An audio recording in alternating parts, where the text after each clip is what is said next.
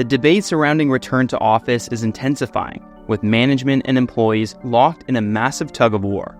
83% of U.S. CEOs believe their company will return to being fully in office in the next 3 years, while 65% of currently employed respondents prefer to work fully remotely. That's a pretty big disconnect. It's like, really, you're going to work from home and you're going to make everyone else who made your car come work in the factory? You're going to make the people who make your food that gets delivered, that they can't work from home? The people that come fix your house, they can't work from home, but you can? Does that seem morally right? We all know that working from home is awesome. Employees are typically happier and can be just as productive. So why is your boss still trying to drag you back to the office? Online discussions consistently echo 3 main points. Corporations have expensive real estate leases they don't want to waste, various tax incentives, and management wants to regain control over their employees. We get it. These points aren't wrong, but this is only the tip of the iceberg. There's an entire propaganda campaign trying to convince you that working from home is terrible. But be warned, you may have also convinced yourself that remote work has no significant drawbacks, despite some solid evidence to the contrary. This battle has turned into one of the biggest wars of misinformation, and it's only getting worse. Ever since the forced adoption of remote work during the pandemic, one thing became clear: remote work was possible. There were plenty of kinks with new or unfamiliar technology, but fast forward a few years and most of us have gotten the hang of it. Not only did companies survive during fully remote work, but many thrived. For most people, working from home is a dream come true.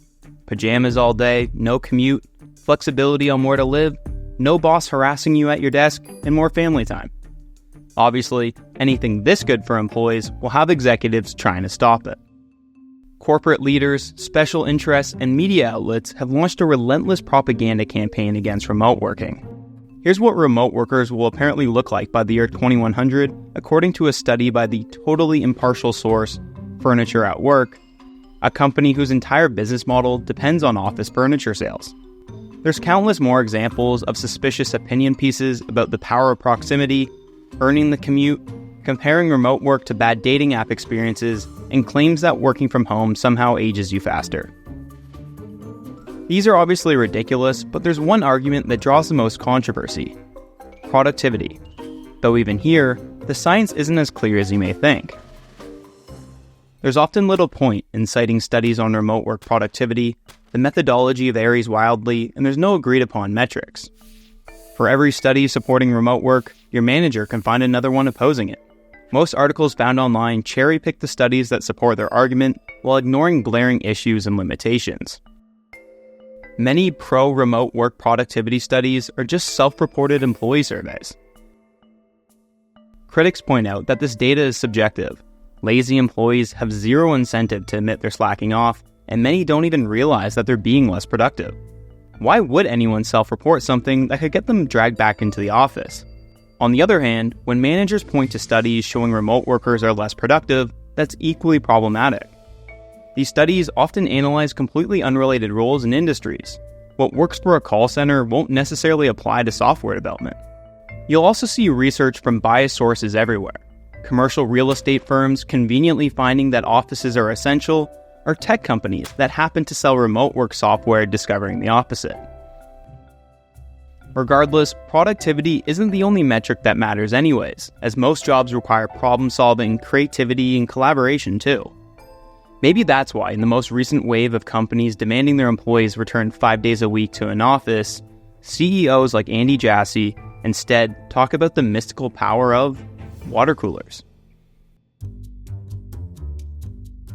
Executives imagine that Barbara from accounting meeting Bob from engineering during a break will somehow spark revolutionary ideas. This notion of unstructured small talk driving innovation was popularized by Steve Jobs, who obsessed over the Pixar office design to encourage serendipitous personal encounters. Although its effectiveness is impossible to measure and relies on anecdotes, this Steve Jobsification of office spaces has become the standard for startups and big tech. All it's really accomplished, though, is making employees work longer without realizing it. Given that remote work from 2020 to 2022 still led to record-breaking profits and solid innovation, maybe the water cooler isn't so magical after all.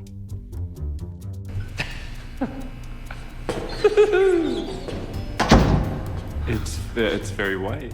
The second point Jassy argues is about culture and collaboration. While this varies by company, most corporate cultures boil down to management trying to convince you that you're all family, that families need to make sacrifices, and that a quarterly pizza party makes everything better. This amazing culture is apparently hard to replicate via Zoom. The reality is that most jobs aren't that exciting, and kombucha on tap or a ping pong table isn't as great as management might believe. You sure about that? You sure about that? It's funny how Amazon was built on the idea that the internet could replace physical locations, so you'd think they would be able to figure out a way to increase collaboration without resorting to bringing everyone back into an office. No, I guess not. Critics were right to be suspicious. Executives have since practically admitted that the 5-day office mandate has an ulterior motive. It's a way to get employees to quit. Amazon needs to cut staff, but instead of paying severance, they're making jobs miserable enough for people to leave voluntarily. This especially hits those needing flexibility the most: single parents and those that join the company remote, living far away from offices. The Starbucks' new CEO, however, faces no such challenges. He can commute 3 days a week via a corporate private jet. Don't have one? Too bad. So for the many online commenters that proudly claim they will quit if they have to go back to an office, they're unfortunately doing exactly what these companies want you to. Getting rid of these people here. First, Mr. Samir Naga. Not gonna work here anymore anyway. Mr. Mike. Despite corporate propaganda, remote work defenders have held strong. But maybe, just maybe, some of these remote work advocates are also doing harm too. Before you cry out and hate, let's be clear that nobody denies the financial and mental health benefits of remote work. However, look closely at some of the most vocal return-to-office opponents. Often, they're not exactly role models for career growth. Many follow anti-work and quiet-quitting philosophies. In fairness, not everyone desires to have high career aspirations, but doing the bare minimum, or even less, comes with serious consequences. You shouldn't be a corporate slave, and you're right to question mandates that go against your interests, but there are far too many people that clearly abuse the trust that remote work relies on, and then complain when their employer tries to stop it. Unfortunately, even if you thrive, a few bad apples can ruin it for everyone. Instead of phoning potential clients, I'm just frantically wanking off over the most mildly arousing image on daytime TV. See, you've just got to learn to timetable it properly. It's not that you or a company can't be successful with fully remote jobs. You may be getting promotion after promotion, or can point to numerous companies that thrive. But some need a reality check if they think they're entitled to a high-paying remote job without earning some trust or years of experience. Remote job postings are down considerably, while the number of applicants remain disproportionately higher compared to office roles. Job turnover for remote positions is also notably higher, as reduced personal connection often results in weaker employer-employee loyalty, and it's never been easier to hire and fire. Your employment here is terminated, effective immediately. Remote roles are often the prime targets for automation and outsourcing to lower-wage countries. Even without outsourcing, larger remote talent pools can drive down wages. Why pay someone in California when you could pay half that for someone in Idaho? Many remote work advocates often live in low-cost areas and don't see the problem, ignoring that not everyone can simply find a remote job and move as well. Going forward, it may become the case that if you really want a remote job, you'll probably have to lower your pay expectations, as these will continue to be filled by those elsewhere who will gladly accept lower wages. There's also the concern that employers have started to view remote work differently. It's become valued purely on output, while office work is valued on many variables like your time and effort. On paper, focusing on output seems more efficient, but reality is messier. Growing companies expect not just completed tasks, but additional initiative and effort. In office, obviously not everyone will ask for more work, but between wasting hours at your desk pretending to be busy, or your manager noticing you could do more, additional work will eventually find its way to you. Sucks, I know. At home, however, you ironically have a high incentive to be very productive, but zero incentive to ask for more work. The faster you're done, the sooner you can simply jiggle your mouse while you sit back and watch TV, or even work another remote job simultaneously to earn multiple salaries. Remote advocates say completing the assigned work should be enough, and maybe it should be, but this mindset can often backfire against you. Unlike an office where the physical arrival and departure make clear start and end times, remote employees often work longer hours as managers misjudge how long tasks take to complete and expect responses outside normal hours. Motivation to innovate is the real issue, however, as many struggle at home to find a reason to challenge themselves or collaborate in solving issues. Is that really your problem, though? No, not really. But it's definitely a concern for the company as a whole. This is a huge reason why practically every CEO has come out against remote work. Despite these leaders citing internal data showing productivity losses or clearly falling behind the competition, plenty of remote advocates dismiss it entirely in favor of simple narratives about real estate, tax incentives, and control. Some may never be convinced otherwise, and you might even find a few people that equate going from 3 to 5 days in the office to that of slavery. Articles online about how unfair return to office is can sometimes miss the mark when they use examples of employees from big tech companies who earn hundreds of thousands more than the average salary. These companies pay big bucks because they expect hard work and innovation from some of the brightest minds. You'd have to be pretty naive to think they'd be chill with letting you work out of a van in Wyoming forever. How come you don't see the same outcry for the investment bankers that accept 100-hour work weeks in exchange for $500,000 a year? It's because they know the expectations and are compensated for it. The same should go for these tech workers.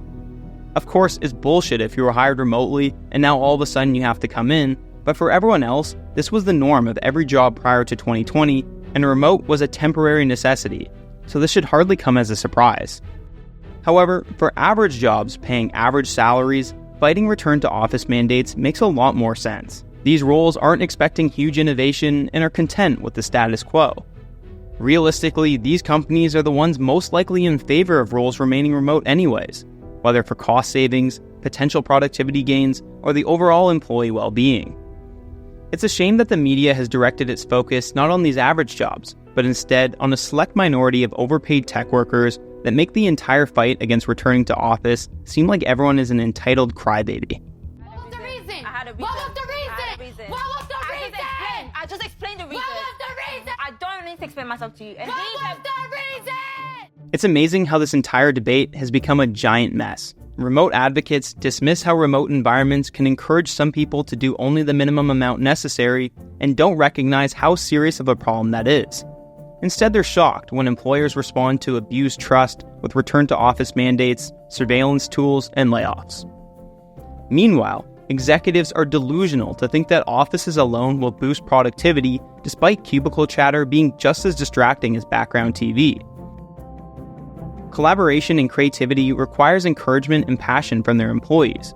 A water cooler isn't going to cut it. Being physically present isn't necessarily better. Advancements in technology will likely make this difference between working environments less noticeable in time as well. Management needs to do some serious work, analyzing each department and role to see what's actually best. Instead, many companies are simply reverting to old ways when times get tough. It's lazy and obviously not the right solution. A job is a two-way contract. Both parties will need to make concessions or they should go their separate ways. Remote work isn't a constitutional right, but smart managers now see it as a valuable perk and should reflect as part of how you are compensated. True hybrid policies should go beyond the amount of office days, by providing autonomy and freedom regardless of location, and could cover costs like commuting and childcare when required in office. Be careful of the companies that treat water coolers as sacred or the remote workers as disposable. Productivity isn't the only thing that matters. Great companies succeed not only through collaboration and risk-taking, but also by respecting their employees and challenging them too. Workers aren't just metrics, they're humans and should be treated as such. In the long run, the employees and the companies that remain unwilling to compromise will all be left behind.